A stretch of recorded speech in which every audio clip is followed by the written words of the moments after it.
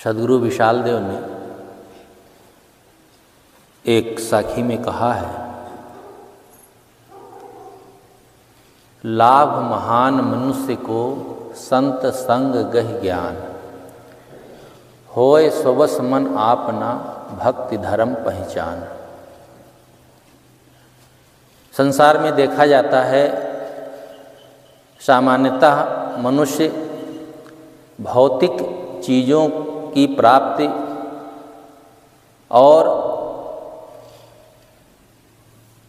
अनुकूल प्राणियों का संसर्ग सबसे ज़्यादा लाभकारी मानता है। प्राणी और पदार्थ दो ही चीज़ें उसको लाभ दिखाई देती हैं कि अनुकूल प्राणी हैं और प्रचुर मात्रा में हमारे पास सब संसाधन हैं। ये बहुत बड़ा लाभ है, लेकिन सद्गुरु विशाल देव इसको असली लाभ नहीं बताते हैं।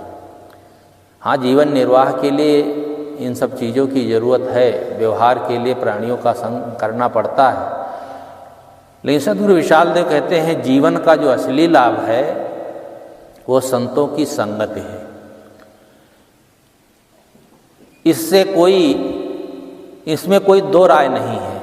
जितने भी मतपंथ दुनिया में हैं इस विषय में सबकी एक ही राय है कि संतों की संगत से ही हमारे जीवन में असली उन्नति होगी।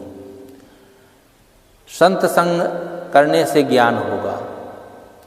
अब प्रश्न भी हो सकता है कि संतों की संगत करेंगे तो कौन सा ज्ञान मिलेगा।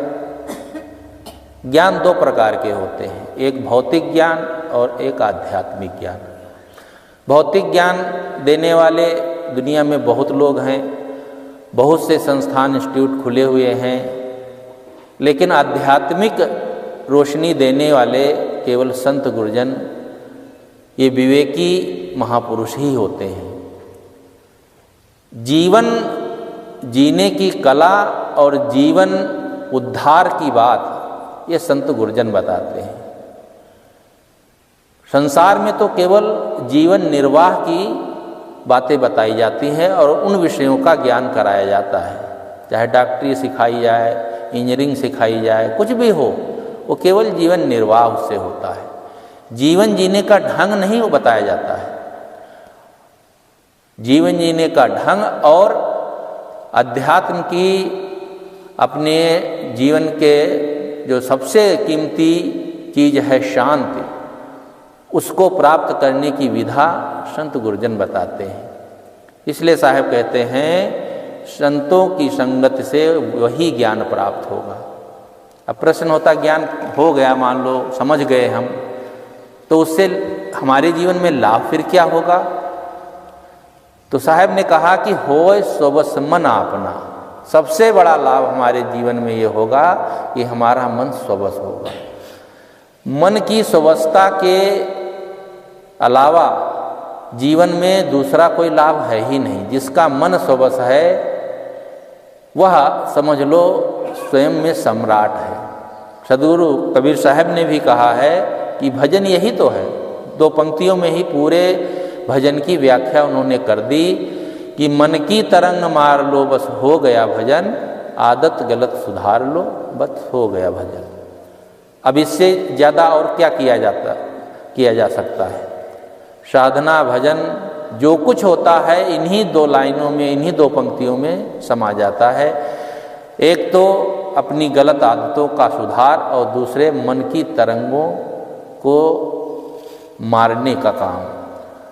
मन को नहीं मारा जाता है, कह दिया जाता है शब्दों में कुछ समझाने के लिए कि अपने मन को मारो। मन को कैसे मारेंगे। मन तो काम करेगा, निरंतर करेगा, यहाँ तक कि ध्यान में भी मन अपना चलता रहता है, लेकिन मारना है मन की तरंग। मन यहाँ वहाँ जो भाग रहा है, जो हमें नहीं सोचना है, जिसे हमें नहीं देखना है, जिस जगह हम अपने मन को लगाना चाहते हैं वहाँ ही मन लगे, मानो मन की तरंगे शांत हो रही हैं। अभी ध्यान के बारे में संक्षेप में थोड़ा सुना गया, यही बात है। ध्यान प्रैक्टिकल है और ये जो कहा सुना जाता है ज्ञान की चर्चा, ये थ्योरी है। ये जो कुछ हम संत गुरुजनों से सुनते हैं या पढ़ते हैं, ये सब थ्योरी प्रैक्टिकल जब हम उसको ध्यान में उतारते हैं तब होता है। इसलिए साहब कहते हैं इससे मन स्वबस होगा। मन स्वबस होगा तब साहब कहते हैं होए स्वबस मन आपना और भक्ति धर्म पहचान, तब सच्ची भक्ति और सच्चे धर्म की पहचान होगी। अब सच्ची भक्ति और सच्चे धर्म क्यों कहना पड़ता है? क्योंकि दुनिया में देखा जाता है भक्ति के नाम पर कितना बरगलाया जा रहा है, लोगों को भटकाया जा रहा है, लोग भटक रहे हैं। भक्ति केवल एक दिखावा रह गई है और धर्म से तो नई पीढ़ी को वितृष्णा ही हो रही है, क्योंकि धर्म के नाम पर लोगों को जितना ठगा जाता है, अंधविश्वास और चमत्कार के जरिए भटकाया जाता है, उतना शायद भटकाने वाला और कोई नहीं है। और सबसे बड़ी बात तो ये है कि ऐसे भटकाने वालों को कोई उपेक्षा नहीं करता है, मालाएं पहनाते हैं, जय जयकार होती है। मंच पर बैठ करके जितना अधिक झूठ बोला जाए समझ लो उसकी उतनी ही जय जयकार। राजनेता, वकील आदि ये सब बहुत बदनाम है कि बड़े झूठे होते हैं, लेकिन धर्म के मंच पर बैठ करके अनर्गल बातें, चमत्कार की बातें और पता नहीं क्या क्या प्रलाप करना, यह गलत नहीं माना जाता है। और इसको ही ठीक से समझ लेना है विवेक विचार से, यही सच्चा धर्म है। तो सच्ची भक्ति और सच्चे धर्म की तभी पहचान होगी। और यह है सद्गुरु शुरुआत में ही कह देते हैं कि सबसे बड़ा यही लाभ होगा। संतों के संग में, संतों के सानिध्य से जो ज्ञान मिलेगा, जो समझ मिलेगी, उसी से हमारे जीवन की पूर्णता होगी और हमारे जीवन की जो सबसे बहुमूल्य चीज है आत्म शांति, तब वह शांति भी तभी मिल सकेगी। आत्म शांति से कीमती कोई भी दुनिया में साधक के लिए चीज नहीं है। उस आत्म शांति तक पहुंचने के लिए इन आयामों से गुजरना होगा। सद्गुरु विशाल देव उस परम स्थिति को प्राप्त थे, उन्होंने पहले स्थिति को प्राप्त किया, फिर ऐसी वाणी हम सब के बीच रखी।